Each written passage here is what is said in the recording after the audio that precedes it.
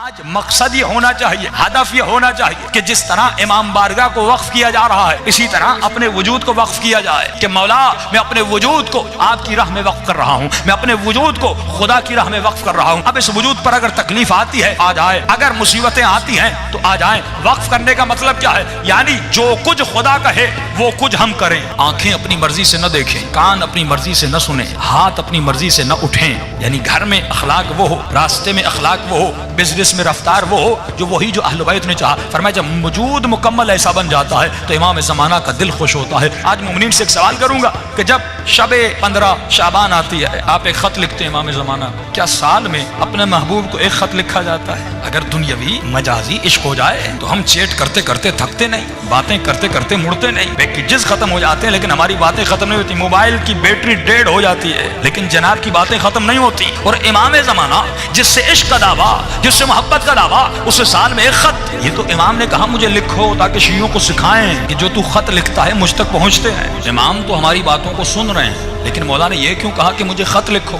اس کا مطلب مولا اپنے چاہنے والوں کو ٹرینڈ کروانا چاہ رہے تھے، کیونکہ خط لکھنے سے پہلے زمانے میں جب مولا نے کہا تھا وہاں پر صرف خط کا ذریعہ تھا، ای میل تو نہیں تھا، فون تو نہیں تھی۔ اس وقت تنہا ذریعہ ارتباط جو انسان آپ سے دور ہوتا ہے آپ اسے خط لکھتے ہیں، اس کی ایڈریس پر خط بھیجتے ہیں۔ تو مولا نے کہا مجھے خط لکھو تاکہ پہلی بات تو تجھے یقین ہو جائے تیرا کوئی مولا ہے جو تمہارے خطوط کو پڑھتا ہے، جو تمہارے خط کو دیکھتا ہے، تاکہ یقین ہو فزیکلی ایک ارتباط ہو تمہارا امام زمانہ کے ساتھ۔ کیونکہ آپ کبھی ایسے انسان کو خط نہیں لکھتے جس کا وجود ہی نہ ہو، جو مر چکا ہو اس کو کبھی خط نہیں لکھا جاتا۔ خط اسے لکھا جاتا ہے جو زندہ ہو، خط اسے لکھا جاتا ہے جو آپ کا خط پڑھے۔ تو سال میں ایک مرتبہ مولا نے اپنے شیعوں کو ایک ٹریننگ دی کہ مجھے خط لکھو تاکہ ایک تمہارا فزیکل کنیکشن بنے اپنے مولا کے ساتھ۔ لیکن علماء فرماتے ہیں یہ خط کا سلسلہ، یہ ارتباط کا سلسلہ روزانہ اپنے مولا سے ہونا چاہیے۔ جس طرح تو اپنی ماں سے محبت کرتا ہے، اپنے باپ سے محبت کرتا ہے، اپنی بیوی سے محبت کرتا ہے یا مجازی عشق میں مبتلا ہوتا ہے، تو کتنا کنیکشن میں رہتا ہے، کتنا ارتباط میں رہتا ہے، اسی طرح ہر شیعہ کو اپنے مولا کے ساتھ ارتباط میں رہنا چاہیے، کنیکشن میں رہنا چاہیے۔ اب مولا کے لیے کیا کریں؟ فرمایا صرف خط لکھنا ضروری نہیں، روزانہ رات کو بیٹھو، نماز تہجد کے عادی بنو، آدھا گھنٹہ اپنے مولا کے لیے نکالو، 15 منٹ نماز تہجد پڑھیے۔ دیکھیے صبح کی نماز کے لیے تو ویسے اٹھتے ہیں، آدھا گھنٹہ پہلے اٹھ جائیے، لیکن یہ شیطان کتنا ملعون ہے، ہمیں آدھا گھنٹہ عبادت کرنے نہیں دیتا۔ تو آپ کبھی سوچئے جو شیطان اتنی عظیم ترین عبادت سے روک رہا ہے یقیناً اس عبادت کا مرتبہ بہت بڑا ہوگا، تبھی وہ پوری طاقت لگا دیتا ہے، اس عبادت سے روکتا ہے۔ علماء فرماتے ہیں کہ اگر یہ قرآن کی آیتیں یا رات کو دعا کر کے سو جاؤ یا کوئی الارم رکھ کے سو جاؤ پھر آپ کو محسوس ہوگا یہ ملعون مجھے کتنا روکتا ہے۔ فرمایا صرف 40 دن نماز شب پڑھو اور صرف 40 دن امام زمانہ کے باتیں کرو، 15 منٹ مولا سے کلام کرو، یا اگر خط لکھنا ہے خط لکھو پھر درخت دریا میں جا کر پھینک کر، لیکن خط لکھنے کی بھی ضرورت نہیں، روزانہ 15 منٹ باتیں کرو، محبت بھری باتیں کرو۔ اگر تکلیف ہے تو امام سے شیئر کرو، اگر مصیبت ہے تو اپنے مولا سے شیئر کرو۔ جب وہ مولا کہہ رہے ہیں میں تمہارا باپ بھی ہوں، میں تمہارا بھائی بھی ہوں، میں تمہارا دوست بھی ہوں، میں تمہارا رفیق بھی ہوں، یعنی ہر رشتہ امام زمانہ کے ساتھ ہونا چاہیے۔ لیکن ہم نے مولا کو صرف ایک محفل بنا دیا کہ سال میں ایک فنکشن کرنا ہے 15 شعبان کا اور ایک دعائے کمیل پڑھنی ہے اور جمع ہونا ہے، خط لکھنے ہیں، مولا شادی نہیں ہو رہی، مولا پیسہ نہیں، مولا جاب نہیں ہو رہی۔ اور یہ مومنین جب کربلا بھی جاتے ہیں یہی دعائیں کرتے ہیں۔ تو کبھی سوچئے امام بھی کہتے ہوں گے تو جب بھی آتا ہے کچھ مانگنے آتا ہے، جب بھی گئے مانگنے گئے، کا فرمایا کبھی کچھ دینے بھی تو آ دیا کیا ہم نے امام کو؟ آج ہم نے اپنے آقا کو کیا دیا؟ مولا فرماتے کچھ دینے بھی آ، کبھی بیٹا مانگتا ہے، کبھی اولاد مانگتا ہے، کبھی کیا مانگتا ہے، کبھی کیا مانگتا ہے، کبھی اپنے آقا کو کچھ دینے آ۔ مولا کیا آپ کو پیسے چاہیے؟ فرمایا مجھے پیسوں کی ضرورت نہیں۔ مولا کیا آپ کو مال چاہیے؟ کیا آپ کو دولت چاہیے؟ کیا آپ کو گھر چاہیے؟ فرمایا نہیں، مجھے تو چاہیے، مجھے تو چاہیے۔ آپ کا وجود چاہیے امام کو، یہ وجود چاہیے امام کو، یہ ہاتھ چاہیے، یہ آنکھیں چاہیے، یہ ذہن چاہیے، یہ زبان چاہیے، یہ کان چاہیے۔ فرمایا مجھے تمہارا وجود چاہیے، بس جو میں کہوں تو کرے، جس سے میں روکوں تو رک جائے۔ مجھے سلمان زماں چاہیے، مجھے میثم زماں چاہیے، مجھے حبیب زماں چاہیے۔ تو ایسا بن جا جیسے حسین کا صحابی حبیب ابن مظاہر تھا۔ بھائی امام زمانہ کو بھی حبیب کی ضرورت ہے کہ نہیں؟ امام کو بھی علی کی طرح سلمان کی ضرورت ہے کہ نہیں؟ مولا کو بھی علی کی طرح میں سمیت تمار کی ضرورت ہے کہ نہیں؟ کم از کم علی کا غلام قمبر بن کے دکھائے. کیا مولا کو کسی قمبر کی ضرورت نہیں؟ کا ضرورت ہے.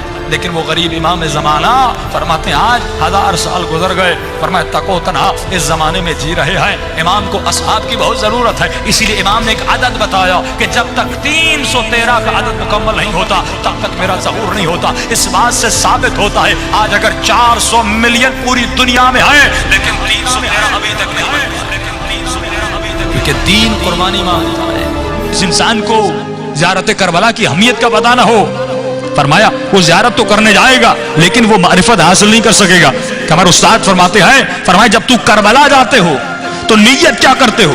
اکثر لوگ دعاؤں میں کرتے ہیں خدا مجھے امام حسین کی زری دکھلا دے، مجھے بین الحرمین دکھلا دے، مجھے مولا کا رواق روزہ دیواریں دکھلا دے. فرمایا یہ بھی دعا اچھی ہے، جب جاؤ گے یہ دعا قبول بھی ہوگی. ایک مرتبہ مولا کی زری کو بوسہ دو گے، ایک مرتبہ در و دیوار کو بوسہ دو گے، ایک مرتبہ بین الحرمین میں چلو گے، امام کا ذکر کرو گے، یہ بھی ثواب ملے گا. لیکن فرمایا مقام معرفت تب ہے جب تمہاری دعا یہ ہو کہ اے خدا حسین کی زری کی بھی زیارت کرا اور خود امام حسین کی بھی زیارت کرا.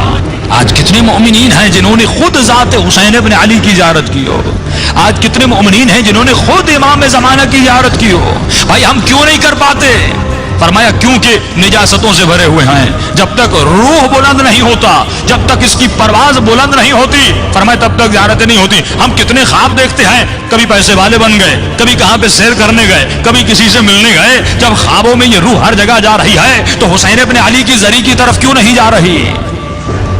جب کہ عشق بھی ہے. پچھلے سال میں ایک مثال دی تھی نا، اگر کوئی بچہ کراچی سے آسٹریلیا چلا جائے پڑھنے کے لیے اور 1 سال گزر جائے، اپنے والدین کو فون نہ کرے، ای میل نہ کرے، کوئی میسج نہ دے، 1 سال کے بعد واپس آئے اور اپنی ماں کو کوئی اماں میں آپ سے بڑی محبت کرتا ہوں، بابا مجھے آپ سے بڑا پیار ہے، تو باپ کہے گا تو جھوٹ بول رہا ہے. اگر اتنی محبت تھی تو نے کوئی SMS نہیں کیا، تو نے کوئی ای میل نہیں کیا، پورا سال گزر گیا تو نے مجھے ایک فون تک نہیں کیا، تو جھوٹ بول رہا ہے. محبت کا تقاضا ہے کہ ارتباط ہونا چاہیے، محبت کا تقاضا ہے کہ رابطہ ہونا چاہیے، محبت کا تقاضا ہے کہ دیدار کا تقاضا ہو کہ جس سے انسان محبت کرتا ہے اس سے بات کرنا چاہتا ہے، اسے دیکھنا چاہتا ہے، اسے گلے لگانا چاہتا ہے. فرمایا یہ محبت کا تقاضا ہے. تو یہ کیسا شیعہ ہے کہ 60 سال گزر گئے لیکن ابھی تک اپنے مولا کو نہیں دیکھا؟ یہ کیسا شیعہ ہے کہ 25 سال زندگی گزر گئی لیکن ابھی تک اپنے امام زمانہ کے چہرے کو نہیں دیکھا؟ ہم دنیاوی محبت جس سے کرتے ہیں، کتنے SMS کرتے ہیں، لیکن وہی مولا،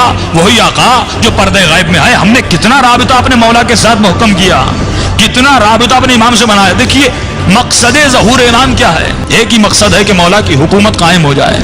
یہی مقصد ہے نا کہ دنیا میں حکومت مہدوی قائم ہو جائے اور ہم مولا کو اس حکومت کے قائم کرنے میں مدد کریں. کہ دعا کرتے خدا ہمیں امام کے آوان اور انصار میں شریک فرما. انصار یعنی مدد کرنے والا. تو انتظار کا مقصد یہ ہے کہ ہم کسی بس اسٹاپ پر بیٹھ جائیں اور انتظار کریں بس کب آتی ہے. فرمایا امام کا انتظار ایسے نہیں کرنا کہ مومن ہاتھ پہ ہاتھ رکھ کے بیٹھ جائے امام کب آتے ہیں. فرمایا نہیں. اب جملہ سنیے گا. فرمایا حکومت امام کے قائم ہونے سے پہلے تو خود ایک حکومت قائم کر، تو خود ایک حکومت قائم کر. آپ خود ایک حکومت قائم کریے. پھر آپ سوال کریں قبلہ میں نہ صدر ہوں، نہ وزیر اعظم ہوں، نہ فوج کا جنرل ہوں، میں حکومت بناؤں تو کیسے بناؤں؟ تو کہا ٹھیک ہے، حکومت وہی بنا سکتا ہے جس کے پاس اختیار ہو. جتنا اختیار اتنی حکومت. صدر کے اپنے اختیارات ہیں، MP MNS کے اپنے اختیارات ہیں، ناظم کے اپنے اختیارات ہیں. فرمایا تمہارا اختیار جہاں تک ہے وہاں تک امام زمانہ کی حکومت بنا. اگر گھر میں اختیار ہے تو اپنے گھر میں امام کی حکومت قائم کر. اگر بیٹے کا اختیار ہے تو بیٹے پہ حکومت قائم کر. کہتے قبلہ بیوی نہیں سنتی، اولاد نہیں سنتی، بیٹے نہیں سنتے، بیٹیاں نہیں سنتی. ٹھیک ہے لیکن تمہارا اختیار تمہارے وجود پر تو ہے. کس نے آپ کو مجبور کیا حسین کی مجلس میں آنے کے لیے؟ کسی نے نہیں کیا، آپ خود آئے. میرا اختیار میرے ہاتھوں پر ہے، ہاتھ بلند ہوتے ہیں. میرا اختیار میری آنکھوں پر ہے، آنکھیں کھلی ہوئی ہیں. آپ کا اختیار آپ کے کانوں پر ہے، آپ کی زبان پر ہے، آپ بولتے ہیں. فرمایا تمہارا اختیار تمہارے وجود پر ہے. امام زمانہ کی حکومت کے قائم کرنے سے پہلے خود اپنے اعضاء و جوارح پر مولا کی حکومت کو قائم کر.